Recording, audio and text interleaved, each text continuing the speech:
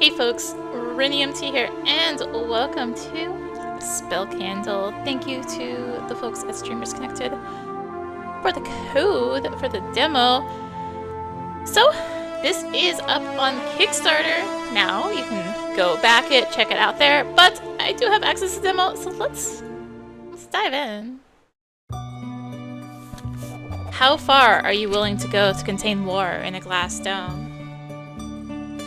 How many parents would you be willing to sacrifice? How many brothers would you kill? Would you grow numb to the pain, become a zealous leader, willing to sacrifice anything for the greater good? Turn a blind eye to the orphans on the streets, and ignore those disabled begging for coin? Steal, bribe, and extort for a chance at peace? How many decisions would leave you lying awake at night, counting the souls you sent to slaughter? Can living in war for millennia truly be considered life? A loud whistle breaks the silence, rendering the carriage to a sudden stop. The tip of my quill shatters as it smashes into the paper before I can put down my next thought on the page.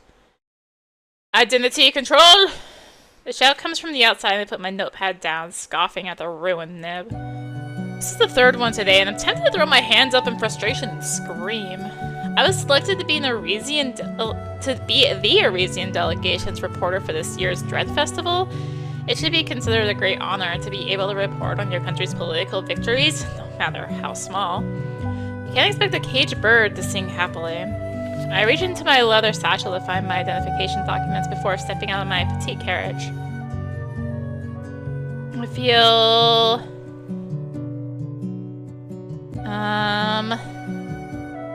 pleased by the chance to stretch my legs.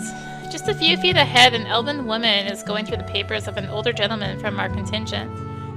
And what role do you fulfill within this delegation? Her voice is like a sharp-pointed end of an ancient spear. I am the senator representing the region of the Beastlands.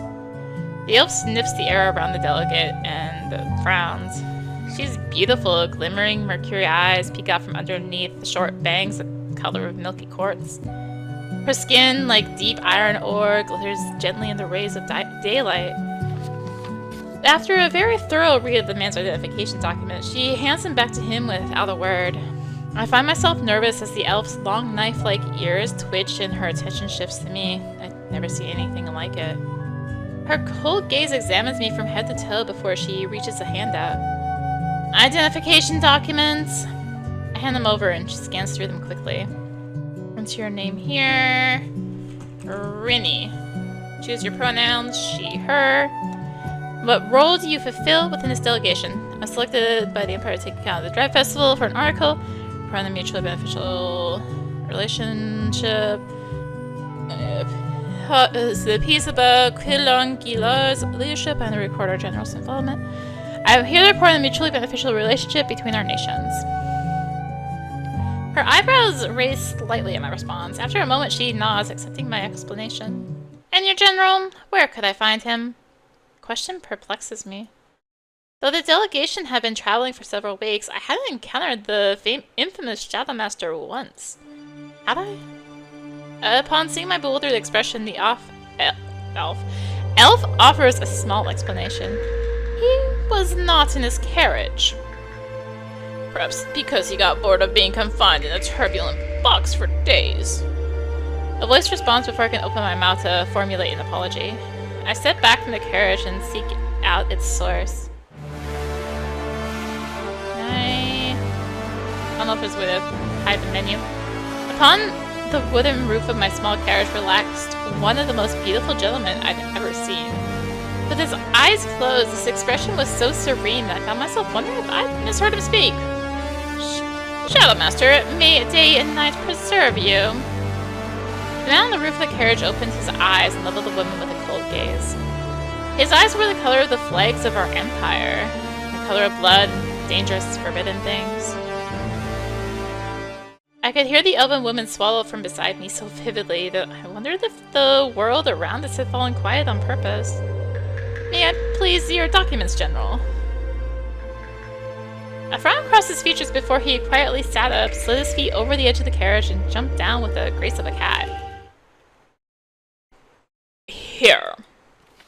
He pushed a stack of documents that was so thick into the hands of the elf that it made me gape. It might take you a few days. He smirked, and I wondered where on himself he kept a pocket large enough to hold all that paper. The elf blinked, scanned through the first pages, then flipped through the next with a shaky hand, her face growing paler by the second. Keep watching. The political leader of our delegation crosses his arms behind his back, his expression neutral as he scans the surrounding environment. I feel my breath hitch as his gaze passes over me for a split second. The elf suddenly thrusts the pages back at the general and gives him a shaky nod and thank you before wobbling off to the next carriage. Was that necessary? The man's notorious crimson gaze turns to me. She asked for my papers. He shrugged. Wasn't my fault that she wasn't ready for what was on them. Somehow this behavior does little surprise me. Fall silent. An uncomfortable silence falls over us, and I notice the way his gaze wanders down below my waist, scrutinizing me. A frown crosses his lips. I follow his eyes, and fuck, the inkwell I had left on the seat beside me must have spilled when the carriage came to a sudden halt. Staring pointedly at the large black stain on the side of my pants. I hope you're not planning on wearing that to the welcome dinner. Of course not. I highly suggest not embarrassing yourself before the Empire by doing so. Everything about this man was irritating. I won't. Look he gave me was one of complete apathy. I grit my teeth. A loud, high-pitched whistle traveled from the gates ahead of us. Someone is giving us the all-clear. Clicking metallic hinges echo in the air, and I take it as my sign to return to the piece of my small carriage. I hope you have a good day, General. There wasn't a single sincere word in that sentence. He raised a set of eyebrows as I stepped into my carriage. Making sure to avoid the spilled ink, I turned around and shut the door in his face. A childish reaction, but his expression was well worth it. With my blood pounding in my ears, I found a claimed place to sit before the carriage resumed its movement shortly after, entering Omnis, the city of Candlewax. The capital city of the elves. I find myself eagerly peeking out through the window, making a continuous effort to forget the fact that I may have just angered one of the most dangerous men on the eastern continent. My eyes wander between the many tall buildings made of marble adorned with golden embellishments before lingering on the rectangular houses with roofs assembled from slabs of multicolored quartz. They're illuminated by the withdrawing river of light, the path of the goddess of day. All structures bask in the warm rays, coloring in various shades of brilliant oranges and gold. It's a breathtaking view. We pass under a long archway of stone upon which I can hear the bubbling of running water. Dozens of half-burnt candles of sundry colors and sizes sit atop each visible surface. I find myself itching to see what these streets look like at night.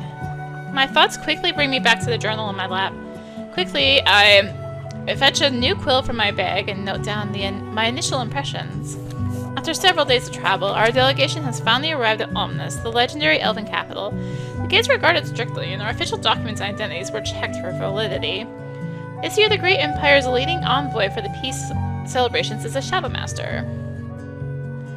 He sports a unique brand of charm that inspires the awe of everyone around him, like a hurricane or some other horrible natural disaster. He has a way with words. I'm blessed to be able to experience the elf's exultation when around him. Okay, so I can roll back with my mouse wheel. Got it. Be nice if I could controller, so I'm not worried about accidentally hitting the right click. He has a way with words. I'm blessed to be able to experience the elf's exultation when around him. Okay, right click doesn't actually do anything. Cool. At least I'm not the only one terrified of this monster. We meander through the roads for another 20 minutes before the carriage comes to a final stop in front of the only building that looks terribly out of place. The tall rectangular pagoda that serves as the Ares Empire's embassy at Omnis. As I disembark, I spot the general already disappearing past the red curtains. He doesn't spare me a glance. Impressive prick. I'm given a small but pleasantly furnished room in the embassy and quickly ditch my pack in there before heading out to the city. I need to find a tailor somehow.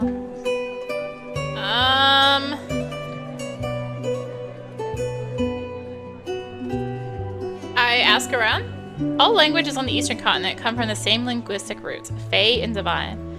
Though initially I struggle a little to understand what the kind lady I stopped to ask for directions is trying to tell me, I make out some orientational words and nod gratefully. It takes me about 15 minutes of walking and skulking about weird alleyways before I spot a cylindrical structure of rose marble. 2 golden curtains embroidered with large designs of a spool with pink string hung from around its wide-open double doors. Dark letters spell out the words, "The Hour of the Golden Ones," right above the entrance of the building. The gentle strum of a mandolin comes from inside, heart-wrenching, intense, soulful, and yet somehow welcoming. I step inside, yet find myself incapable of spotting a single worker. At least not until 3 shadows of varying sizes shift from behind its paravan of curtains. They speak in some language I do not recognize. I call out, "Excuse me, I'm looking to buy." As I hoped, that made the moving shadows pause behind the paravan. A small silhouette, short and stubby, moved to face my direction, its voice high-pitched and snippy. "Now is not a good time."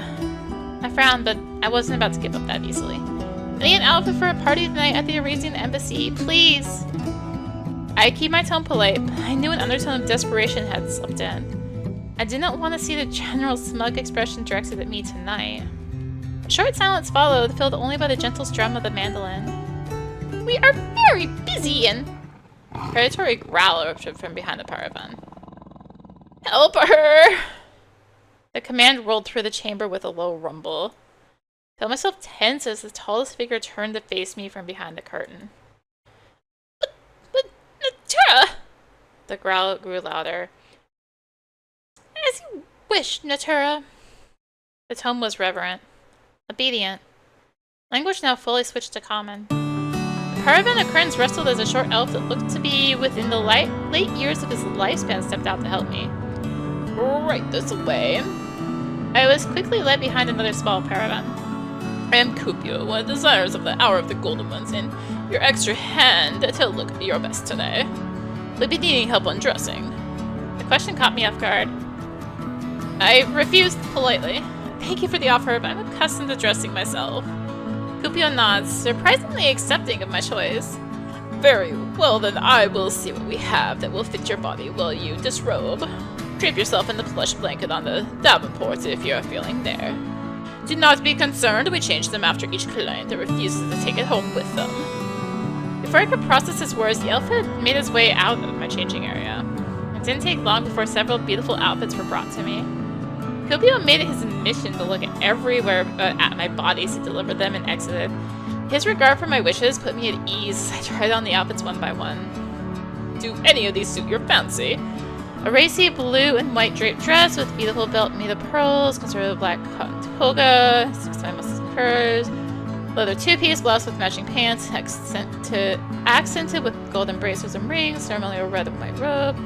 Do the racy blue and white draped dress. The soft material is sheerer than expected, but it flows around my body in a way that makes me part my lips in surprise. It's as if it was made for me. The pearl belt cinches the waist in a way that brings attention to all my best features. "A great choice." The tailor praises the way the item of clothing sits upon my frame. Is this the outfit to your liking?" "Yes." "Lovely. Now please, follow me to the lockbox." I nod and exit through the heavy curtains to join the small elf at the pay desk, not expecting the looming figure that pushed past the paravan across from mine. I find myself face to chest with a being unlike any I've ever seen before. A tall cross between man and monster with a powerful body and rich skin tone. As I look up at him, his eyebrows jump in surprise before his lips twist into a tameless smile. "Seems like I have made the correct choice." "Excuse me?" "I'm getting you dressed." His voice was like a low purr, and I found my cheeks heating as he made a show of admiring my outfit of choice. "You're stunning." Thank you." A large tail swishes back and forth behind him as he tilts his head to one side. "Did you also manage to find suitable clothing?" "What I am already wearing will suffice." My eyes wander over his Herculean body. Everything on this man, from his robust torso down to his powerful lion-like legs, seemed as if it should have been carved out of stone by a sculptor. Never seen anyone casually show this much skin outside of a bedroom in my life. Are you sure? I have faith. Did his eyes gleam, or did I imagine it? Now then, let's go sort out your bill out. Giving me little chance to respond, the creature moved to stand in front of the tailor. Thank you. That is unnecessary. I hurriedly stepped even closer to Kupio, who looked between me and the tall man, now behind me, uncertainly. Do you always fight back this hard when someone tries to help you out? I know I've given him a weird look when his smile widens, showing off a pair of sharp canines. No. An amused hum leaves his lips, and I find myself wondering what it is he gleaned from this curt line of questioning. This isn't a battle you need to fight. Your purchase is on me. Consider it a gift from the terror of the elves. I freeze in place as the tall creature crosses his arms in front of his chest, refusing to take a no for an answer. His lion-like tail swishes back and forth as if taunting me to attempt to refuse his kindness. This man was Terra, the demigod leader of the city of Fides and the chosen of the earth element.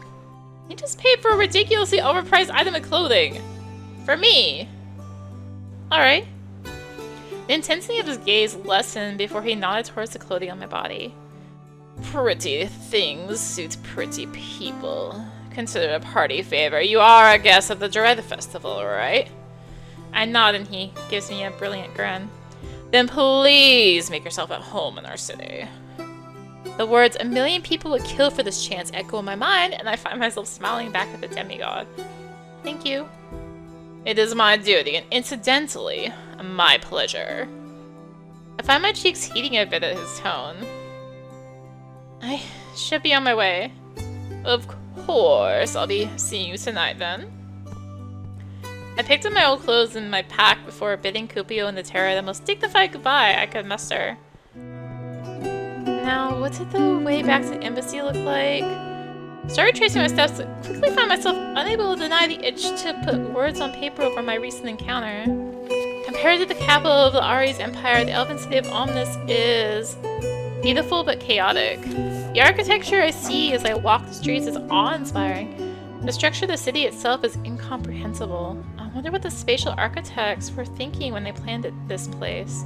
The urban design is amateurish when compared to the organized construction of our capital city.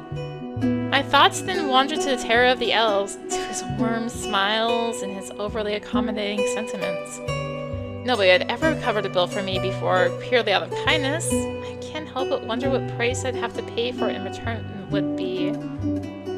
I found instruction my thoughts on the demigod of Earth. My first impression of the terror of elves is that it seems to live in its own world. I've never once spotted any of our 9 generals out shopping for clothes mere hours before an event as important as the Dread Festival. And again, if the terror is as rich as the legends say he is, I shouldn't be surprised that he throws money around at pompous stores with ridiculously inflated price tags. I feel my chest grow heavy with guilt over the words I put down. I've been taught to always show the strengths of our empire. Throwing mud at the reputations of others in order to do so, however, has never been my favorite thing to do. I exhale and look up from my page and quill, needing distraction from my treacherous thoughts. It comes quickly, as I do not recognize the street I'm walking on.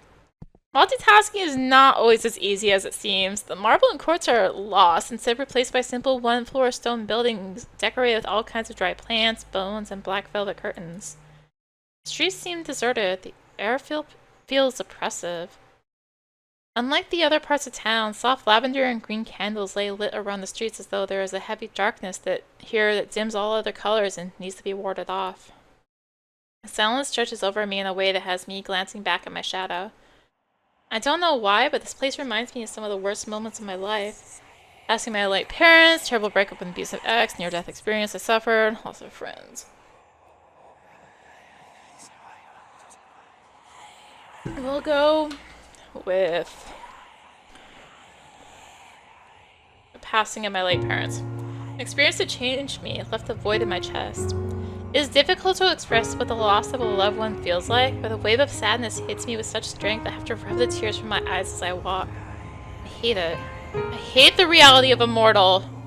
That life has a beginning and an end? How cruel is that? How cruel were the gods that made us like this?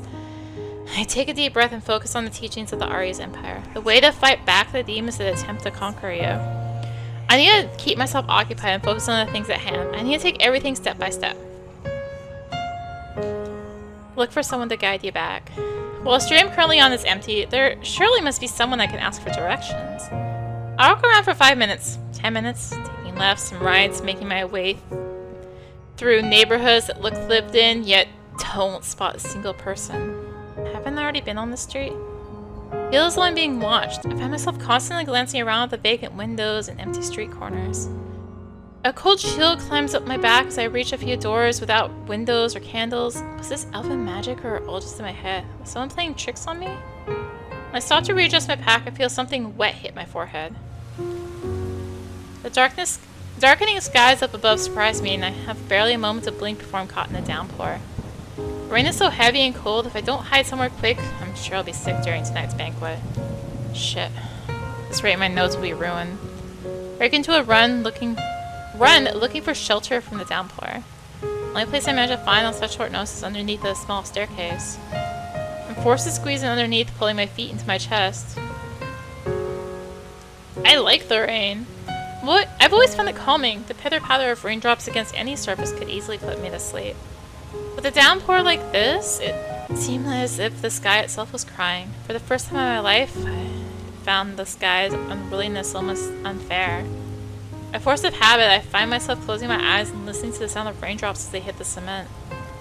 I breathe in the petrichor and allow its familiar smell to calm me. Despite my feelings, I find my earlier unease evaporating, melting away within the minutes. Arf. Open my eyes wide to the sound of a bark and find a small puppy tilting its head at me. When I blink again, however, I find that I must have imagined it. What stands before me is instead a tall man dressed from head to toe in black. His 4 eyes are startling green, greener than the purest jadeite. Somehow, he sticks out from within the gloom of the surrounding environment, perhaps because of the lit white candle that gleams in the lantern he holds up toward me. He surveys me silently, unbothered by the rain falling from the sky. His gaze lingers a beat too long on my ears.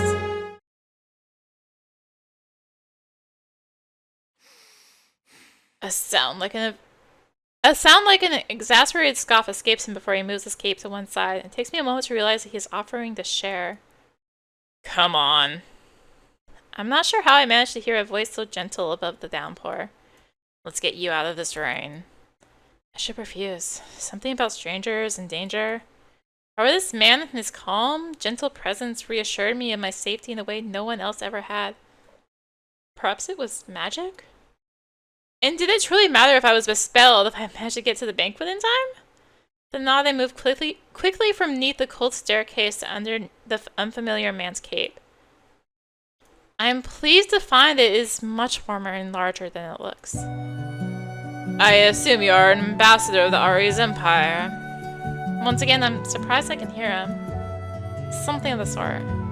His gaze lingers on me for a moment too long.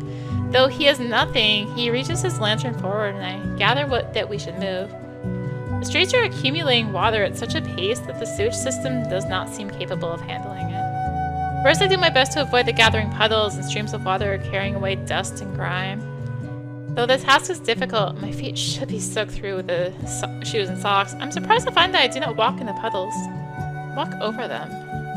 As though an invisible barrier has been created between myself and the cold water accumulated on the streets. When I glance back at the man leading me, I notice the way the rain bounces from him. I remain quiet. I've never encountered someone with such countenance before. Somehow he manages to both blend in with the current gloom and stand out from it. He tilts his head towards the sky as if attempting to gauge if it will cease raining soon. And sighs. I apologize. Once again, it takes me a moment to catch his voice. I find how easy it is to miss alarming. Are you apologizing for the rain? Yes, it appears Aqua chose the opportune time to throw a tantrum. I feel the cogs clicking away in my head. And does it rain just in ominous or all around that Keelan Gilar when he's in a bad mood? That's entirely up to him. Do all elven aspects have the ability to affect the weather? I feel his gaze resting on me for a brief period. No. Oh. It's not without the help of spell candles. I raise an eyebrow at the man as he guides us into a turn that leads us out of the basic rocky building district. There's spell candles. A few seconds pass by without an answer. I wonder if the cloak almost seems to grow heavier around me. Oh, way to preserve pure elemental magic. And the magic is released when the candles burn? Correct. Is that why candles are strewn about this entire city? I spot the smallest of twitches at the corner of his mouth. Aren't you quite the astute student?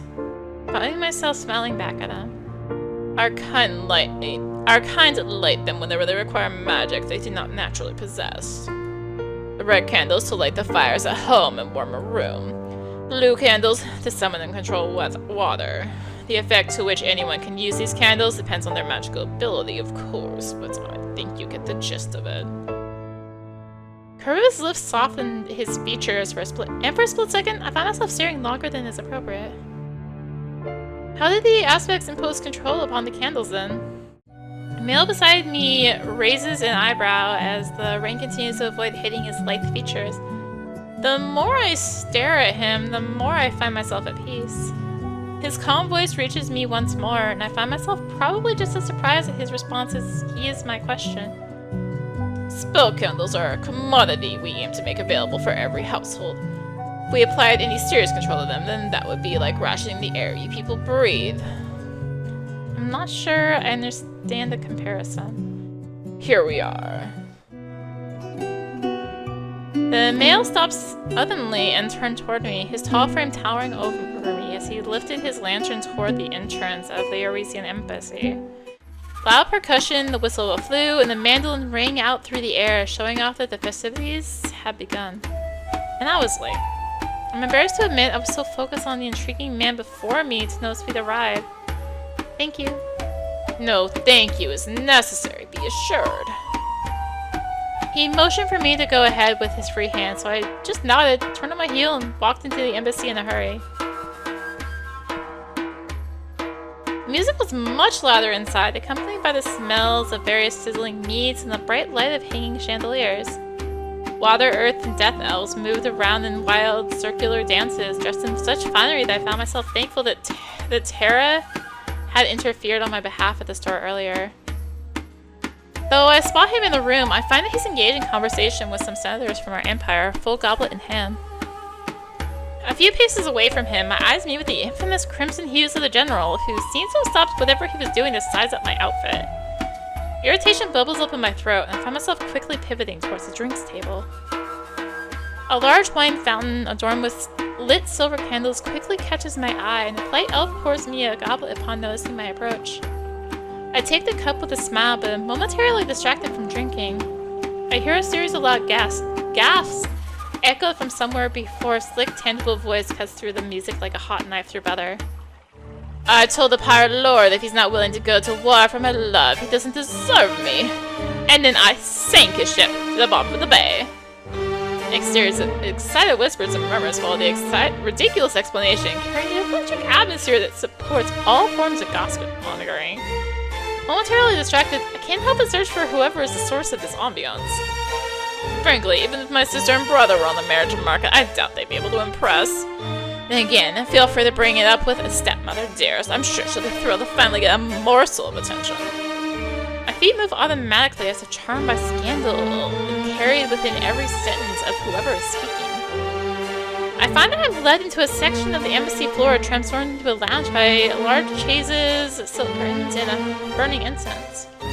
Many gorgeous elves are piled on top of comfortable pillows, lazing around in eye-catching outfits, yet when my eyes land on the male sprawled in the dead center of the crowd, I find myself suddenly flustered.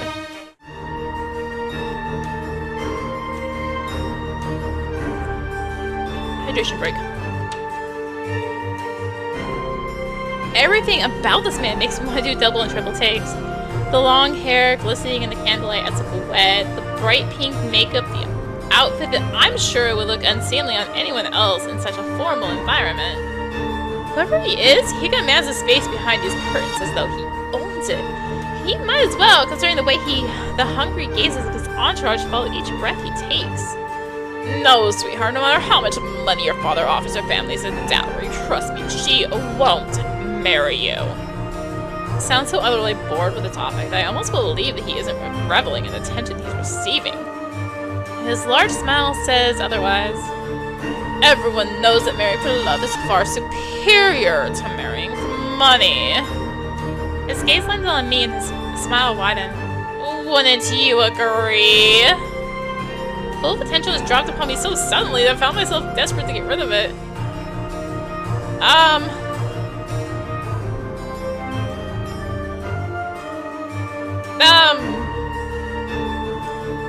Marriage for love is better. See, my darling, there is no market value one can name when it comes to the hand of an eternal matrimony. That is if love truly grips them both. A breathy chuckle escapes the beautiful man before me, his gaze still on me with such intensity that I actively have to remind myself not to fidget. Did his eyes just gleam? Seems as if foreigners are more intelligent in matters of the heart than you are, Leopold. Myself winds as a fierce glare is directed my way by the Leopold in question. Perhaps they're also interested in matters of the flesh as well. If I was walking when I heard that comment directed my way, I'd have tripped. How entirely inappropriate! His heterochromatic eyes slide over my form. The retort I planned never leaves my mouth. You're just my type. Excuse me? His bold proclamation wipes the remark clean from memory, and I can only stare at him, completely dumbfounded. My cheeks flush as he spreads 2 fingers in front of his lips. Feel free to stop by my room later. I highly doubt that would be Aqua of the Elves! My embarrassment is quickly swept under the rug, the intention of the room instead drawn to the general, who's moved in front of me. His demeanor remains as cold as always. Ah, the Shadow Master. The beautiful man before me finally moves to stand in front of us. I had an inkling that the male before me had to be influential. Had I just been propositioned by the aspect of water? My brain blanched as I pondered how to put that down in my journal. I've heard a lot about you. Yaku did a quick circle around the general, eyeing him with unabashed curiosity. The man without a heart, was it? Care to dispel that rumor? Ignoring the bold flirtation of the demigod before him, the general's crimson eyes glanced in my direction briefly. I asked you to refrain from distracting our balefire mandated political journals from doing her job. I find myself stiffening upon hearing the mention of the Ari's Empire's grand capital. Aqua's attention slid over me again, lingering in the authorized notebook I was given to put my notes down. I make no promises. You. It's a festival, General. Relax. He waved an amphibious hand dismissively. In fact... He raised his voice in a way that carried his words around the room. I propose a toast. Another goblet of wine is pushed into my hands by a servant so quickly that I suspect the Aqua of Elves has a habit of making toast. While the room is buzzing with excitement, it is quiet enough to hear a pin drop. Beside me, I noticed the general giving Aqua a withering glare. To the Ari's Empire, who stood behind us thousands of winters. He raised his silver goblet into the air. May our festival once again nourish the millennium-old alliance between our 2 nations so that we may stand together against the coming horrors anew in 8 months. Prost. I blink as the words is echoed around the room and everyone rubs some cheers before drinking from their cups. Imitate drinking. Press the goblet to my lips but make no effort to part them. Whatever is in this wine, it smells like the sea. Pull the cup back to stare at its contents, knowing that what was inside looked like typical red wine. What sort of disaster took place to make such a lovely drink smell like seaweed? As soon as I'm alone in my confusion, however. The festivities around me have resumed in full force, with the swell of the flute leading most elves that were gathered around Aqua to an unfamiliar folk dance. They bounce around the room in couples, laughing and dragging the occasional senator into their steps. It's wild and lively, antithetical to the structured festivals we hold back at Balefire. And it's an acquired taste. The wine, I mean, surf grape. They call it an amour. A familiar voice comes from behind me as I turn, I come face to face with the giant frame of the elves, Terra.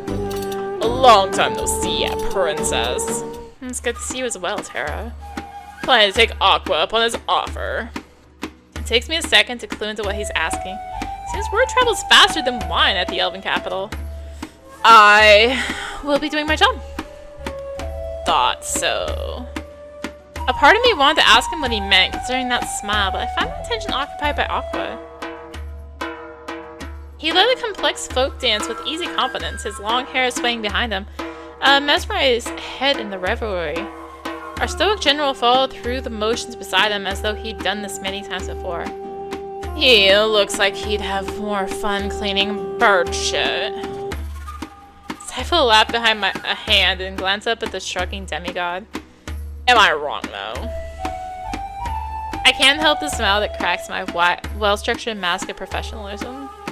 I don't have to do anything more than earn myself a pleased expression from the elven demigod.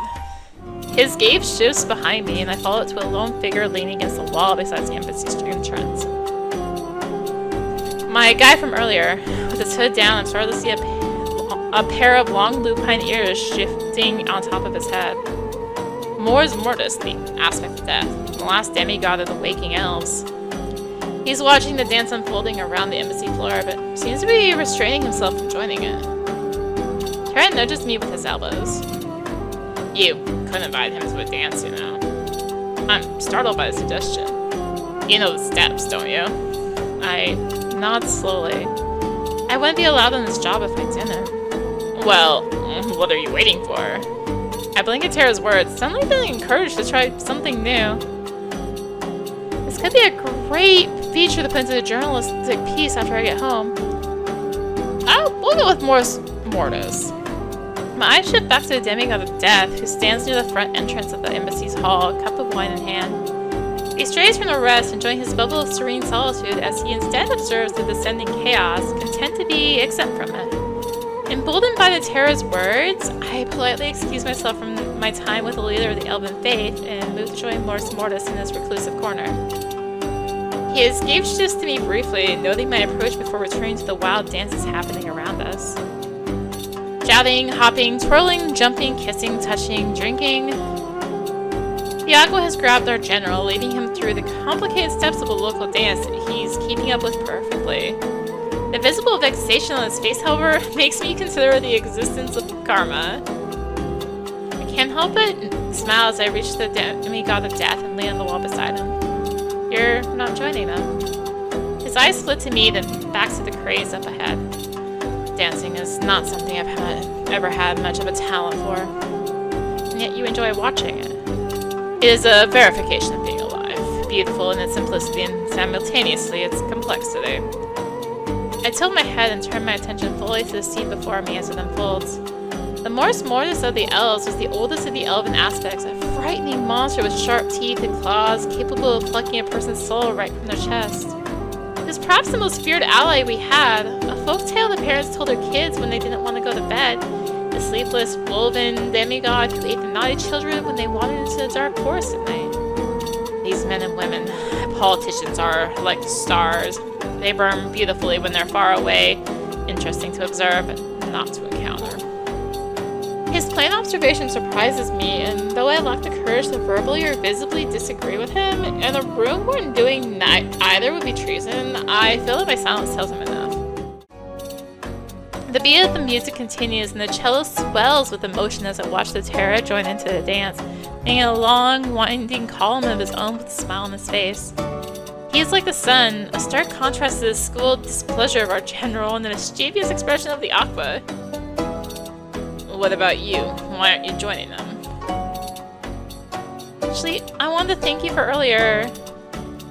thank me. For saving me from the rain when I got lost? It was kind of you. Anyone else would have done the same. List the names of quite a few people who wouldn't, several of them drinking merrily in this room, but I resist. So I simply shake my head. One person's kindness can be a second chance at life for another. Doing the right thing shouldn't be as complex as it is made out to be. You would have caught a cold if I let you remain in the freezing rain. The decision was simple. Well, thank you nonetheless. He paused before giving me a small, stiff nod. A sudden surge of the beat turned my eyes to the center of the embassy's main hall, where the aspects of earth and water had clashed, both vying for the center of the dance floor. General, whose fingers were still intertwined with Aqua's, regarded the aspect of water as though he was seconds from killing him. The stomping of feet, clinking of cups, roaming of hands, the smell of expensive perfumes met with that of sizzling meats, cooked traditionally as kebab. At the same time, it reminded me of home, while also letting me experience something entirely different. It made me want to close my eyes, leaning to the beat like everyone else. As the chaos of the festivities raged around me and I turned to once again face Mortis. A question on my lips, I watched as his eyes widened. He pulled me to his side without warning as a stray glass of wine smashed into the wall where I just stood. Its owner, an earthen elf with a sandy skin tone, laughed drunkenly, perhaps after doing a few twirls too many in the current dance. Her eyes, the color of bright amethyst, turned to me, and what I assumed was going to be an apology turned into wide eyes, quivering lips, and a deep bow. She said something in Elvish, then turned on her heels and ran out of the embassy's open doors into the night, leaving me dumbfounded. At least she was considerate enough not to disturb the rest of the guests by screaming. She said she apologizes for the glass. I turned to Mortis, whose nonchalant tone was betrayed by the scowl on his lips. Thank you. It is of no consequence. A series of merry cheers erupts from the center of the hall, the long song having come to an end, but I find myself uninterested in the winner of its superstitious competition.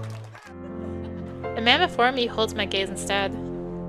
I'm fascinated by what someone so seeming and gentle had done in seconds to summon forth such primal fear from his subject. But if Mortis senses the millions of questions on my tongue, he ignores them, instead reaching towards me and tugging something out of my hair. His dark fingers pull away. I catch a sixth eye tattooed onto the back of his hand. A bit of glass got on you. Shows me a small shard between his fingers. Something that wouldn't have happened had our balefire mandated journalists been doing their job recording the happenings rather than partaking in them. The general cuts into a conversation with a glare in my directions that gives me goosebumps.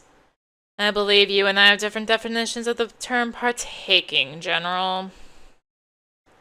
Unlike me, Mortis seems completely unaffected by the Shadow Master's presence. Your journalist was, in fact, doing their job very well. It is the fault of our people that she almost got injured. The general scoffed, his gaze shifting to me again, his eyes tracking what I could only assume was the glass shards in my hair. Any journalist serious about the job would already be resting. The aspect of Death's gaze shifts to me as if to gauge something before he places a hand on his toned chest. His head dipped into a curt bow, a soft smile on his lips. Then may your rest be tranquil and your spirit feel serene under North's watchful gaze, Rini. Thank you, Natara. As he rises, I offer both men a small, bright smile. If you'll excuse me. The general gives me a curt, dismissive nod. Mortis, on the other hand, seems to be looking past me. Take it as permission to leave. It's halfway out the room that I realize I never actually had the chance to tell the aspect of death my name. I quickly reach my room. The inside is small but luxuriously furnished, showing off what I already knew. The Ari's empire spared no expense for its diplomats. I find myself glaring at the unnecessary mahogany desk, the silk robe hanging from my dress. From my dresses, the comfortable bed, warmed by a red candle lit beside it. Redundant opulence of the ensuite bathroom with the heated floors and the scented soaps. Sigh as I sink into my bed, journal in hand. Pushing my annoyance aside, my thoughts drift, taking me through the day. So far, I find ominous to be mysterious, Yes, I find myself sticking a bit longer to my description of the small alleyways I lost myself in. The empty streets, the dark curtains. The simple stone buildings decorated with bones and dried herbs. Right about the sudden rain that fell and the kind elf with the glowing lantern that saved me from it. I paused, wondering if I should add the elf's actual identity to work, and decided to just leave the mystery as is. Many of the Arisians reading the future article think of all elves as kind saviors, not just one of them. Next, I find myself focusing on the welcome festivities I'd just been part of. They were ridiculously chaotic. Welcoming festivities are an unforgettable event that forbids one from keeping track of what is going on around them. Elves and humans holding hands, dancing over and under each other's arms, drinking wine, tasting of the sea, and gossiping about high society. Such a thing is unheard of back home. It's a celebration of differences that is refreshing in its disarray. It's kind of beauty I can relate to letting your hair loose after a long day of keeping it fastened. Living with love of life and respect for those we lost this winter. I find myself smiling when I think of Mors Mortis. The calm and wise Mors Mortis is the oldest waking elven aspect. As a demigod of death and the ruler of Spes, a city of hope, he is a walking oxymoron, both renowned and feared within his own kind's capital city.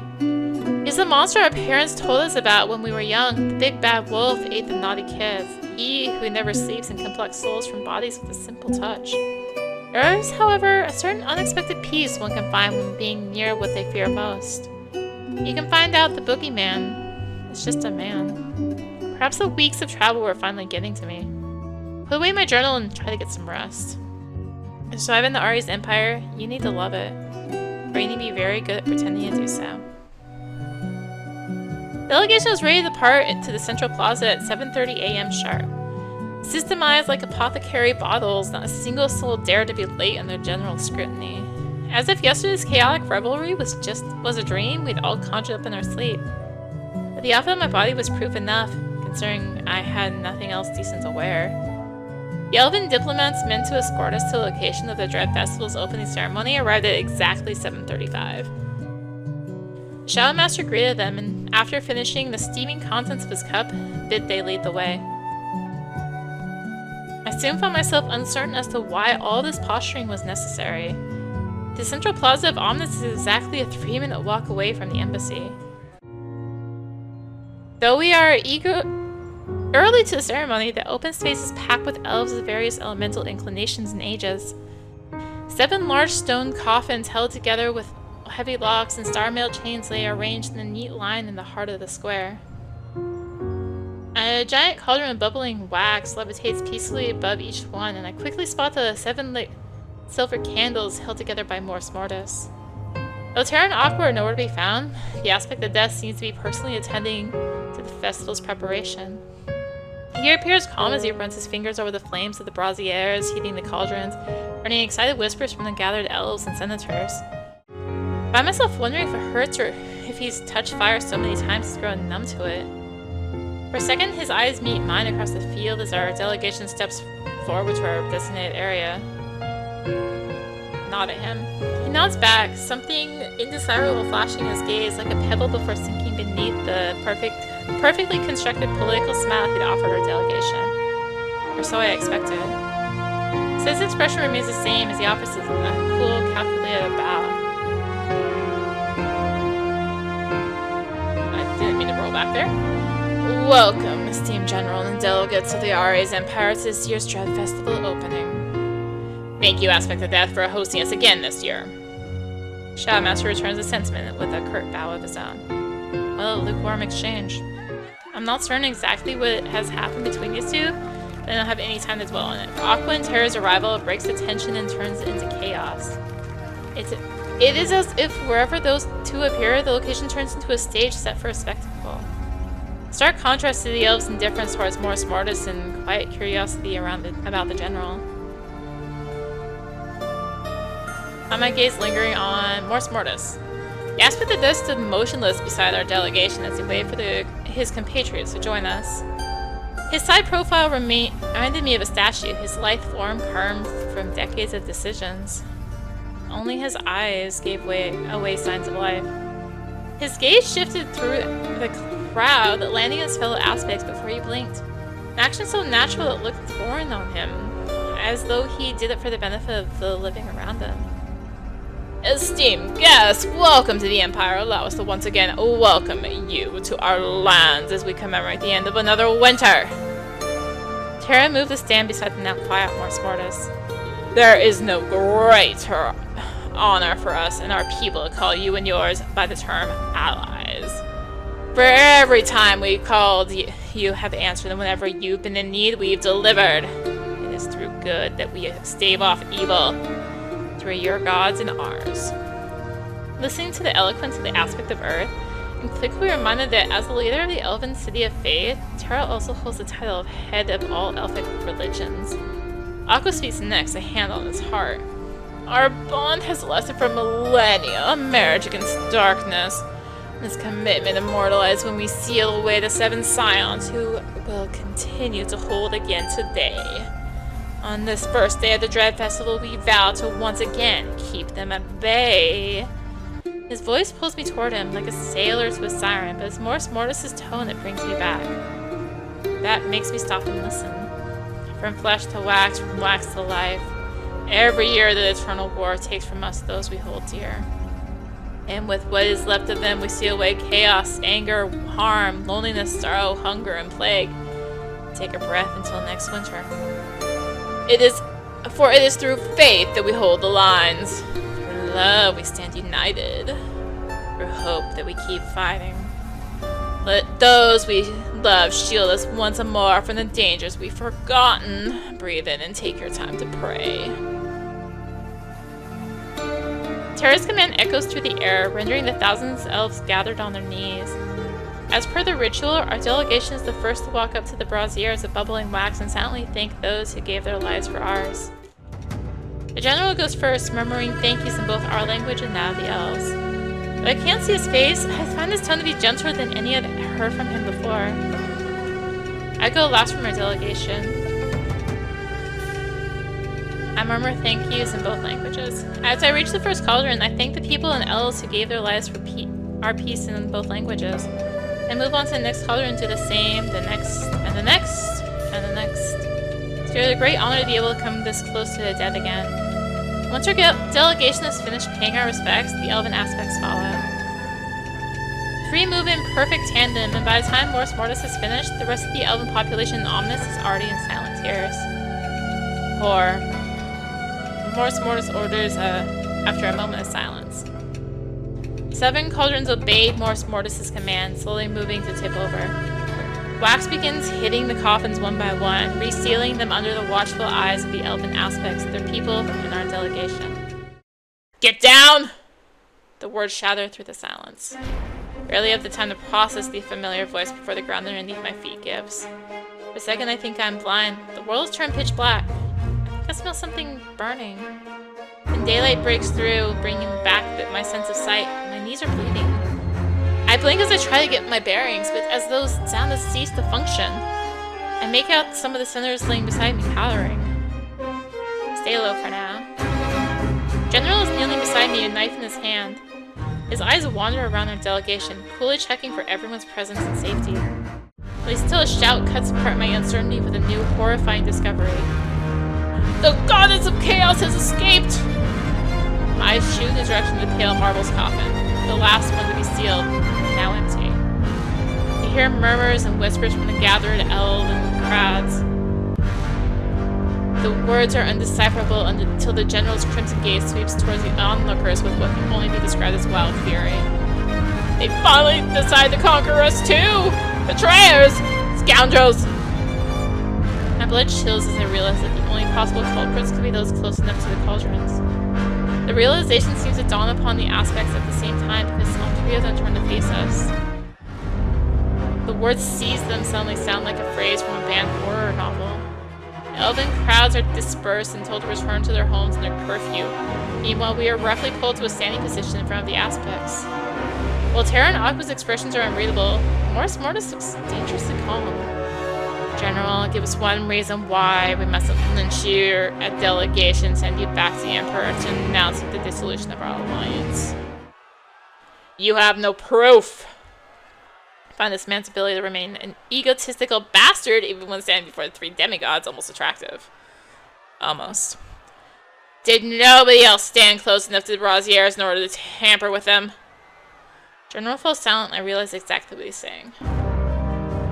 See, Morris's expression turned murderous as he reaches the same conclusion. My thoughts suddenly dim as a primal existential fear of death sinks its claws into my back. How dare!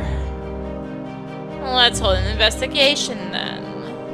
Aqua's smile is nonchalant, but something in his tone gives me pause.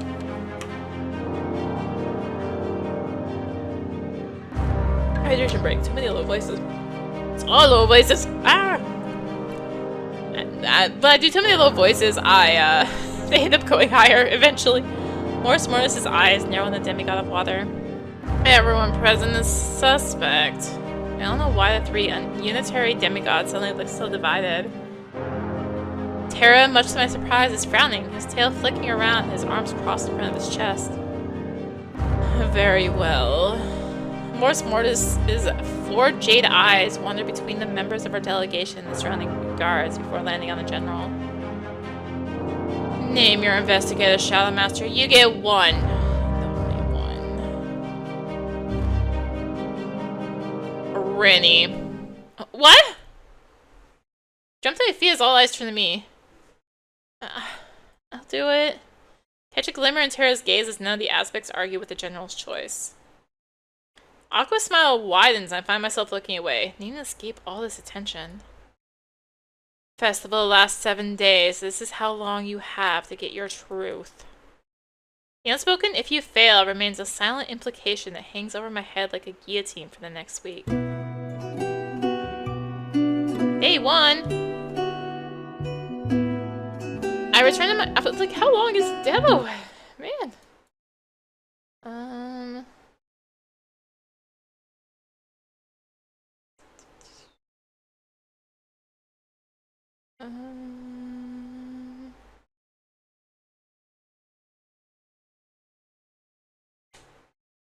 Anyway, I return to my room and find that my fingers are gripping my journal so hard that they're shaking. I have to get it together desperately. I can sense how overwhelmed I am with fear. Had it been winter, I likely would have already turned in some mindless ghoul and fallen prey to the sword of a soldier. Taking a deep breath, then exhale. I repeat these simple motions several times until my brain has enough oxygen to function again as it should. Who do I investigate?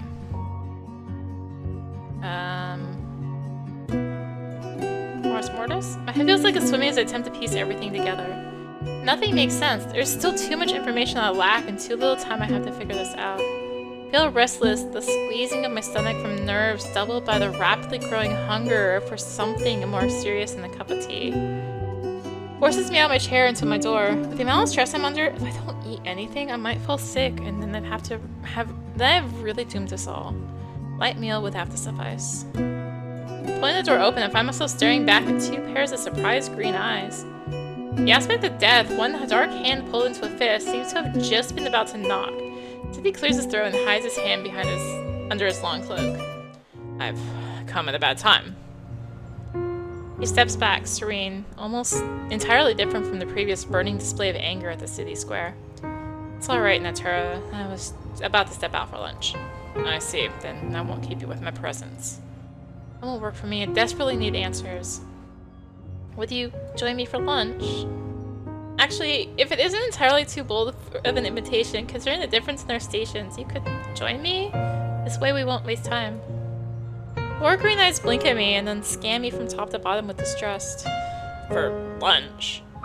Whatever he sees in my following little nod seems to melt away his suspicions, replacing them with curiosity instead. He motions for me to walk ahead, and I do just that, a polite silence blanketing the space between us as we make our way into the embassy's canteen. It's a small but well-decorated place with 3 rotating tables covered in banquet-style dishes for self-service. One tall window allows for daylight to enter and envelop the whole room. When I move to sit into one of the comfortable wooden chairs, Morris is quick to pull it out from behind me, surprising me as he pushes it underneath me after. Would you be comfortable with having me sit across you, or would you prefer to have me sit beside you, or would you prefer to have me seated across? The question puzzles me, and I catch Morse Morris once again standing in my face, searching for who knows what as I shrug. Sit wherever, Natura. We are in your city. And in your embassy, investigator. Do not forget that. I blink as he takes a seat beside me and lowers his hood. The eyes of his cheekbones scan through the dishes on display. Ask away. So I do just that. Did you notice anything unusual happening in the hours before the incident? Hours is a very broad amount of time. Yes, many things caught my attention. For one, my invisibility cloak has disappeared. Joke is on my tongue, but I resist interrupting, stamping it down like any other intrusive thought. Couldn't complete my afternoon patrol yesterday because I was saving a soul in distress from sudden rain. And I can feel his eyes linger pointedly on me as I write that down. And the dead, their immortal souls were restless. As he frowns, his ears twitching. Even still, their bones seek to leave their graves through their flesh has been cleaved and turned to wax. How can you tell? I can see them, hear them, feel them, talk to them. His gaze shifts briefly to something above my shoulder, and I follow his gaze but spot nothing. A sigh escapes him before his gaze turns to the table and the food before me, but I'm not sure I have the stomach for anything after that conversation. I must, however, persevere.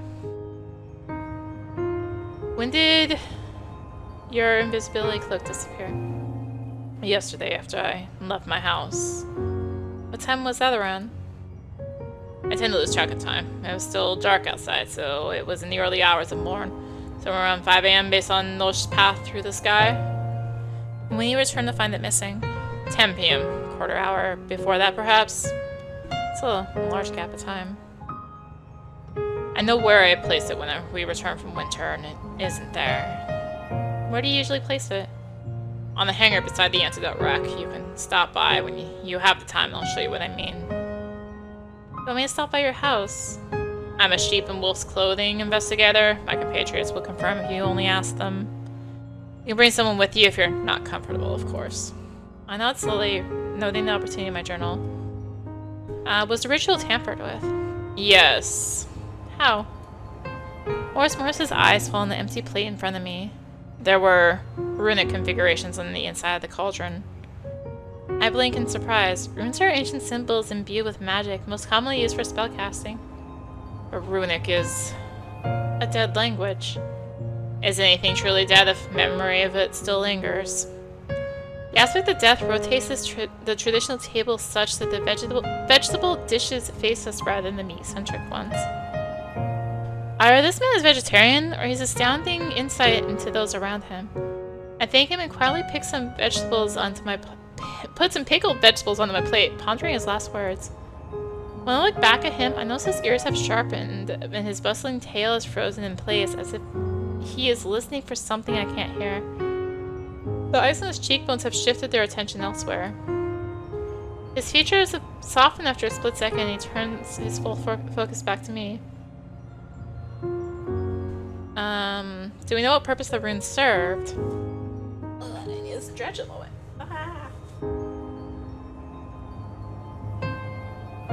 Very few can read the language. Some of the runic shapes used are foreign, even to me. Drawn out of this information, despite the youth of his current appearance, Morris Mortis was the eldest of the aspects. Imperial records place his age somewhere in the late 400s? My death speakers have already begun raising the spirits of the ancient dead to see if we can earn that knowledge.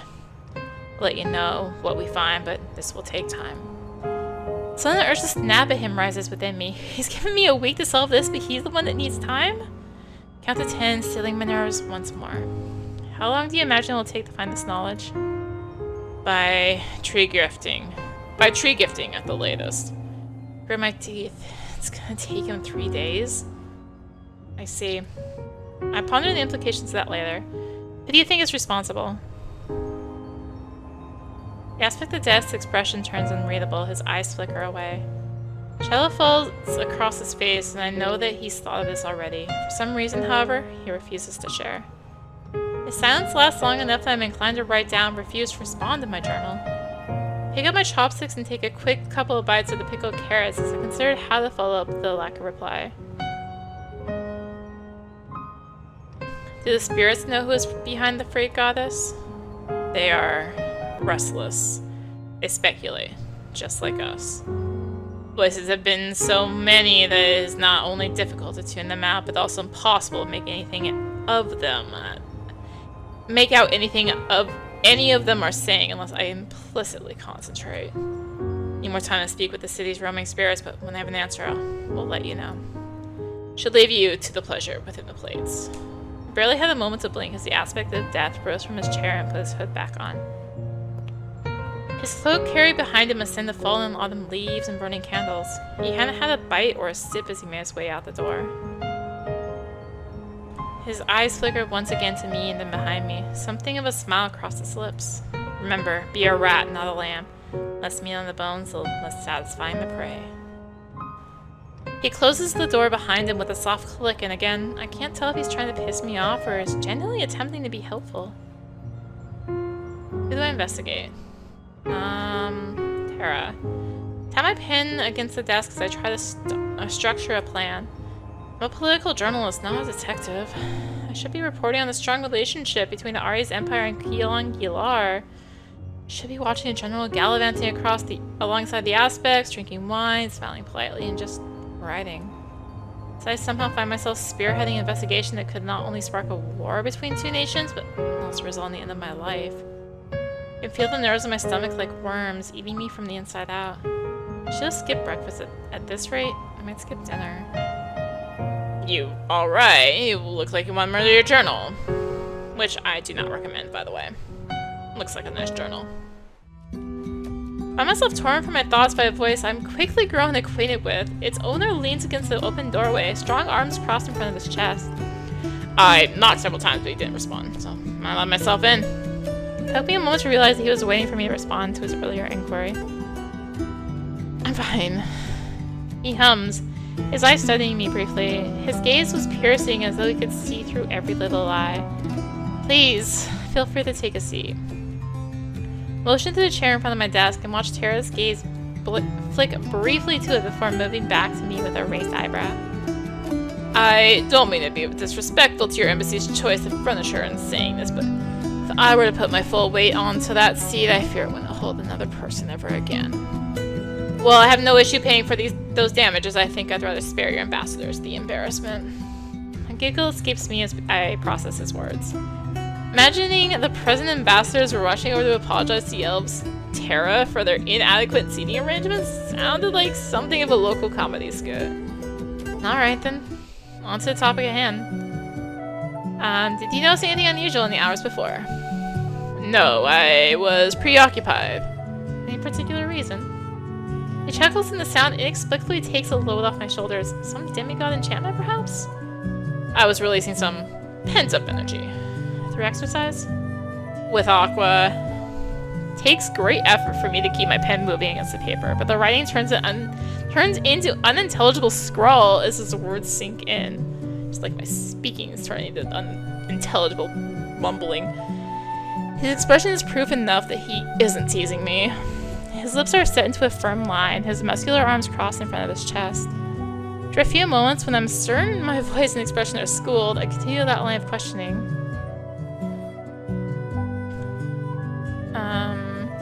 Is this a common occurrence? Interest in my bedroom activities already, investigator. He lifts an eyebrow but answers my question before I can find the proper response. Common? No. He's easy on the eye and has a rife tongue that shouldn't go unchecked. His demigod jurisdictions over water and love make him welcoming in more ways than one. He shrugs casually as if we're talking about the weather while I'm struggling to keep my wits about me. The images were becoming vivid and his dip in tone and subsequent smirk were not helping. Usual culprit to blame for our wild romps is stress. One to scoff at the idea that anyone in a position of power actually does any... Okay, bird.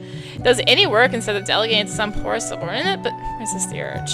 And what exactly does your job involve? Feel free to stop by my office in the Enclave of the Gods to find out. I can let you take a look at all the organizational documents for this year's Dread Festival. That would help you. His warm grin twists my stomach with something very different to my earlier fear. That would be great, thank you. There's nothing to think me about.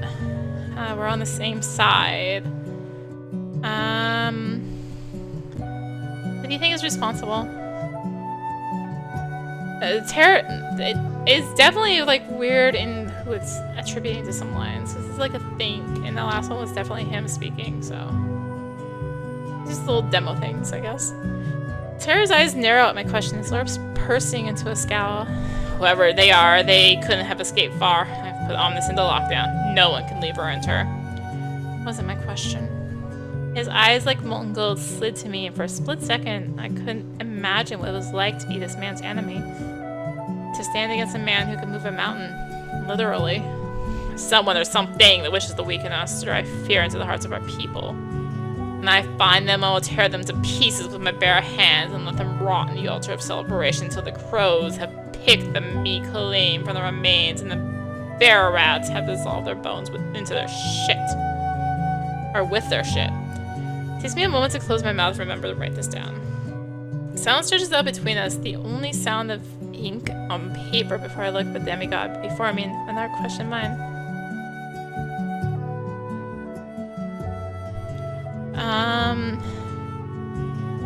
Is there any chance that one of yours betrayed you? If that were the case, they wouldn't be able to hide for long. You've studied the myth of Barossa and Danos. The god of day married the handsome elven man Barossa, promising him a place in the sky in exchange for his love.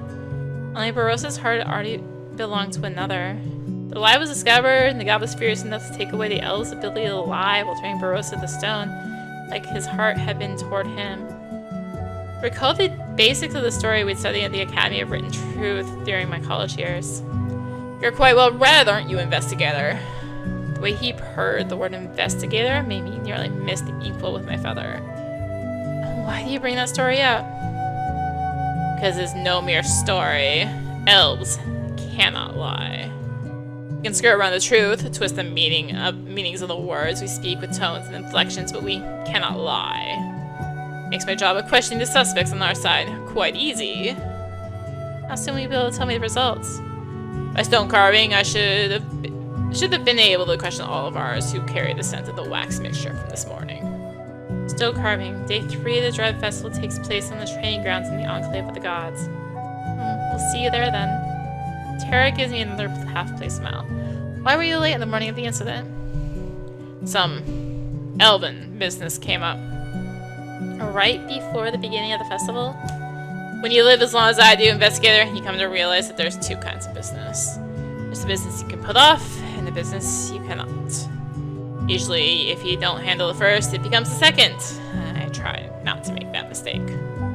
It's very organized of you. I find myself smiling at his explanation. The compliment comes out accidentally, and it earns me a bright grin.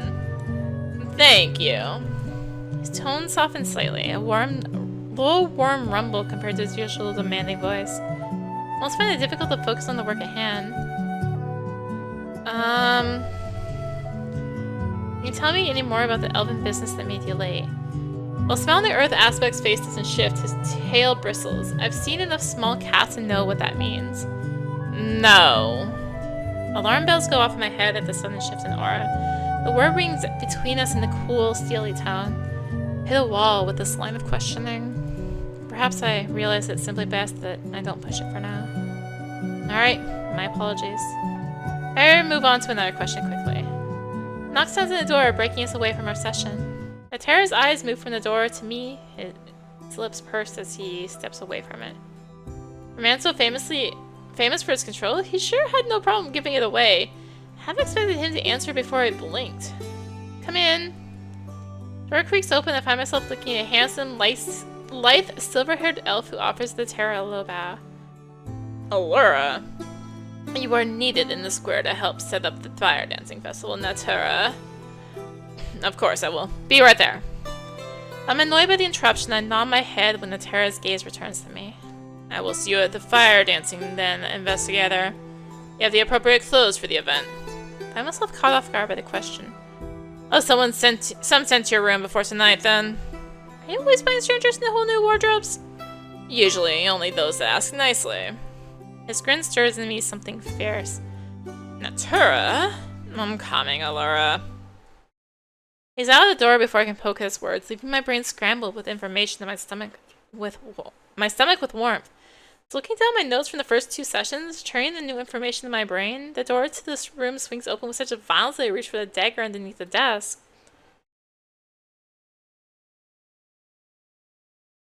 Ugh, okay.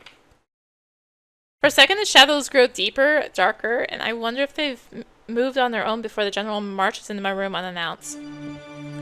With 4 quick strides of his long legs, he reaches my desk, his tall form blocking out the rays of sun from the nearby window like a storm cloud.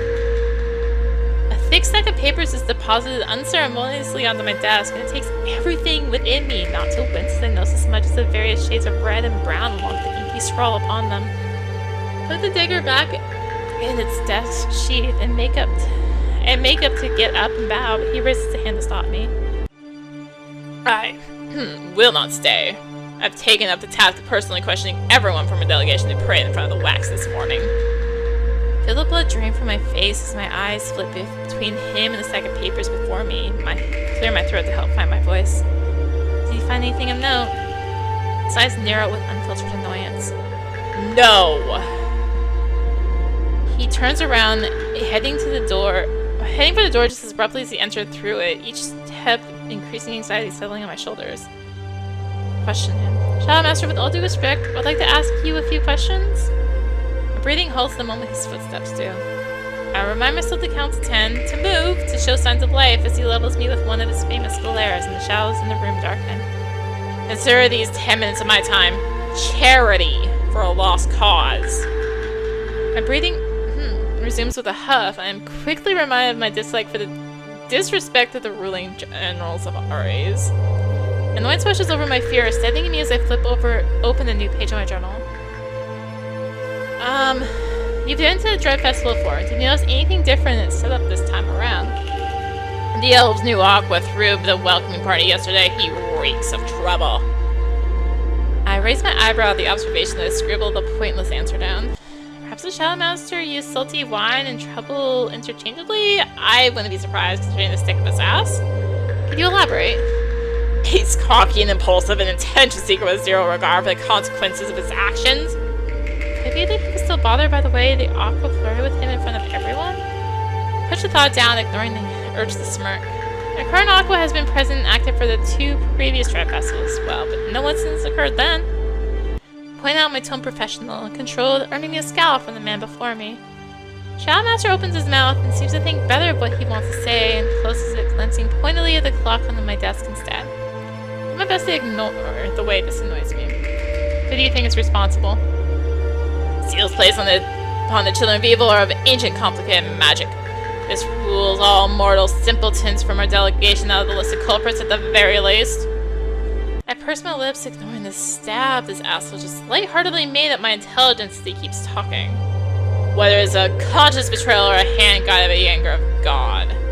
Those who would know to unseal a tomb bound by a millennium-old spell could be counted on the fingers of one hand. My hand freezes midair.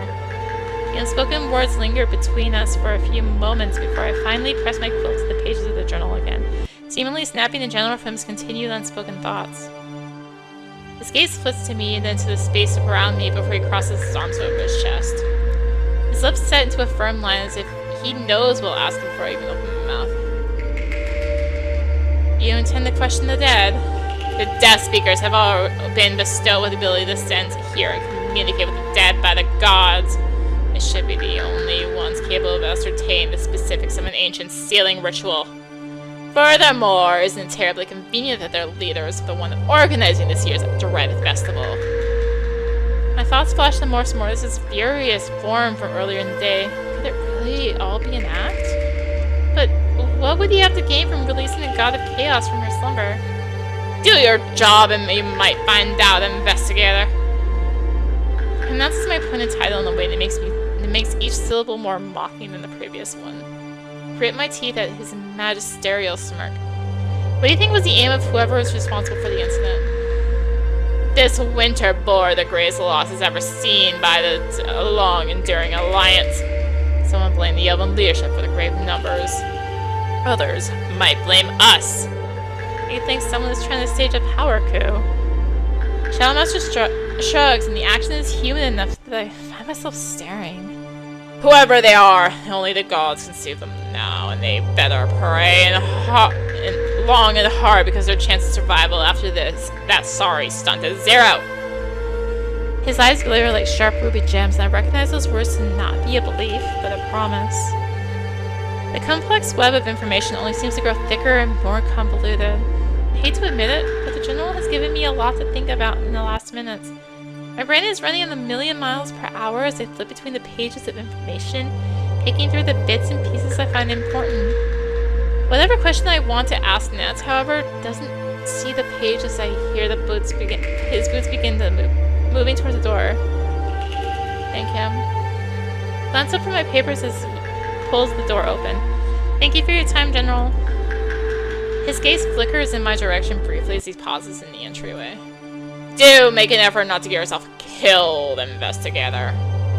Not everyone loves obnoxious buttons and meddling around their business. He steps out and shuts the door behind him, leaving me staring indignantly at the space he just left. My earlier bout of fear completely forgotten, now replaced with a warm, blooding rage slithering underneath my chest. If I wasn't in an embassy building, I would scream. What an asshole. Scylla, Pyrrha, and Lova give me strength. Who do I investigate? I guess Aqua. I wasn't sure because Mortis Mortis had called everyone present a suspect, but I found myself diligently studying Aqua as he sat in a chair in front of my work desk. A very ornate chair that hadn't been there until right before I asked the aspect of water to stop by for questioning. It was carved with some expensive wood, packed with comfortable cushions, and sparkled with pearls of various colors and sizes. A perfect seat for the man who lounged on top of it as if he were king of the world. Legs crossed, chins propped up on one hand, he offered me a lazy smile that made something in my chest twist. He was probably the most beautiful man I'd ever seen. It was annoying to no end. Should I summon a painter? He seemed so fond of staring. My cheeks flushed and I cleared my throat. Glancing down my journal, I found it logical to start out by asking him the following questions. Did you notice anything unusual happening in the hours before the incident?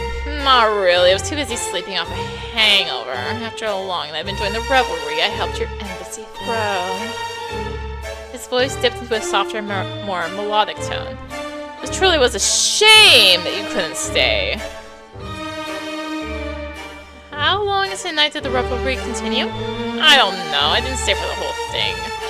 And why not? I found a better use of my time.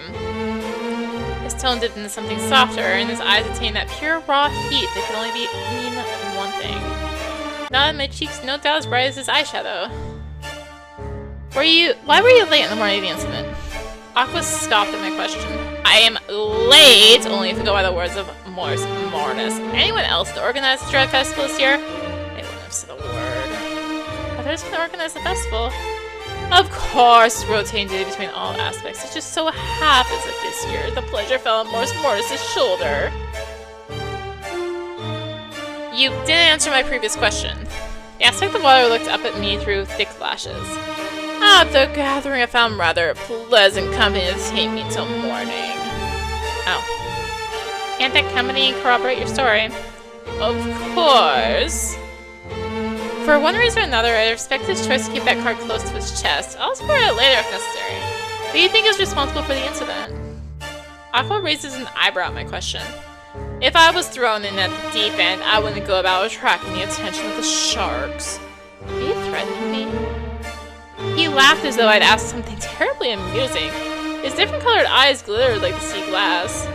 You Eurasians are always looking for a reason for an argument or a fight. Do you know a lot of Eurasians? A few. That's enough to draw up such conclusions? Perhaps. And to do my best not to roll my eyes. Let me rephrase. Do you know of anyone who might benefit from freeing a dangerous goddess from her 2,000-year slumber? Excluding our enemies. I grit my teeth as nonchalant yawn. I haven't sensed any dangerous emotions from anyone, if that's what you're asking me. I myself am uncertain of what to put down on the paper in front of me. Sorry, you can sense emotions. My fellow naturals call it empathy. Partially comes with the territory holding the elven throne in the city of Amor. They get powers from building a city. In return for what? Spreading peace, harmony, and love, of course. Maybe you'd let me help you explore that too at some point. Clearly you need it more than anyone else around the festival. I roll my eyes as my cheeks flush at the blatant proposition. That was all very helpful, thank you. Did you find it? I appreciate the attempt at lengthening our time together, investigator, but I am a busy man. I find myself gaping at him. I wasn't... The grin he gives me as he makes to get up is downright infuriating. I should have a free time slot for you after 5 hours if you wish to continue your disquisition. You can't just... But he can. And he proves that point by making his way out of the door to my small room before I can finish my sentence.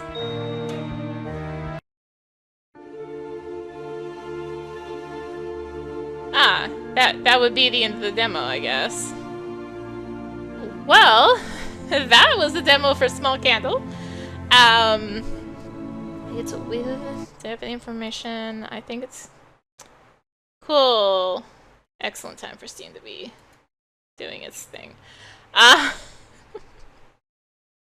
it's not even Steam doing its thing, it's my internet doing its thing. Cool! Even better.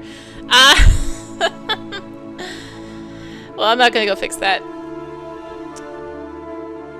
It is out on Kickstarter, or is up on Kickstarter now?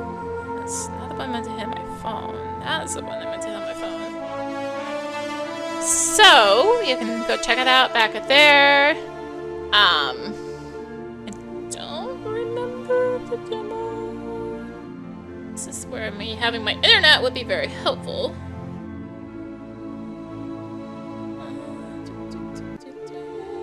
I don't see it here. Okay, releasing in 2026. Check it out, back it out on Kickstarter now. Demo available on Steam, etc, etc. So yeah, available on Kickstarter and all that. So yeah, thank you again to Streamers Connected for the code. No thanks to my internet for being a pain right now, apparently. So I had to pull it up on my phone. If you enjoyed the video, consider tossing a like, comment, subscribe, maybe click the bell for notifications. Also be sure to check out the description below, various links, social media, Discord. Come hang out, get notifications there as well. And until next time, this is rinimt signing out.